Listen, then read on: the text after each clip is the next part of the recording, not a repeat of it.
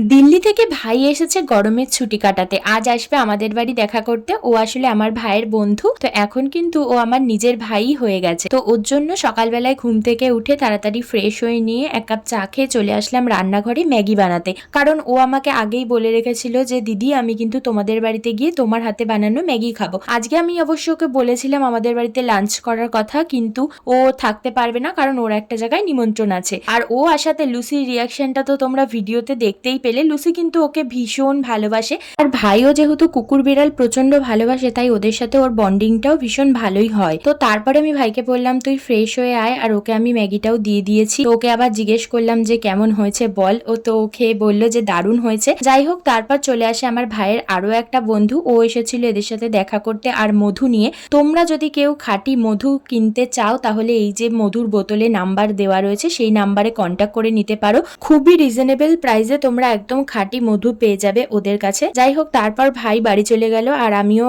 একদম স্নান দান করে খাওয়া দাওয়া করে বেশ কিছুক্ষণ রেস্ট নিয়ে বিকেল বেলায় বেরিয়ে পড়লাম একটা বোনের বাড়ি যাওয়ার উদ্দেশ্যে। কারণ আমার ওকে একটা ইয়াররিংস আর কিছু গাছ দেওয়ার ছিল। তো ওদের বাড়িতে যাওয়ার পর দেখো কাকিমা চা করে দিয়েছে, চা খেলাম। চা খেয়ে বাড়ি চলে আসছিলাম, কিন্তু কাকিমা আবার সিঙ্গারা নিয়ে এসেছে, তো সিঙ্গারাটাও খেলাম। তারপর খাওয়া দাওয়া সেরে অনেকক্ষণ গল্পগুজব করে চলে এসেছি বাড়িতে। আর গরমে না সত্যি খুবই খারাপ অবস্থা হয়ে গেছে, তো তার জন্য ভাবলাম যে একটুখানি ঠান্ডা ঠান্ডা আম খেয়ে নেওয়া যাক। ঠান্ডা আম বললাম কারণ বাবা দুপুরবেলা ঠাকুরকে পুজো দিয়েছিল, তারপর আমটা নিয়ে আমি ফ্রিজে রেখে দিয়েছিলাম, তো সেই আমটাই আমি সন্ধ্যেবেলায় বসে বসে খেলাম। এরপর চলে গেলাম লুসির সাথে একটু খেলনা আম নিয়ে খেলতে। আর এই আমটা যে লুসির কি প্রিয় তা আর তোমাদের বলে বোঝাতে পারবো না। তারপরে রাতে ডিনারে খেলাম দুধ, আম আর চিরা। তো এইভাবেই আমার আজকের দিনটা কাটলো। কেমন লাগলো ভিডিওটা জানিও।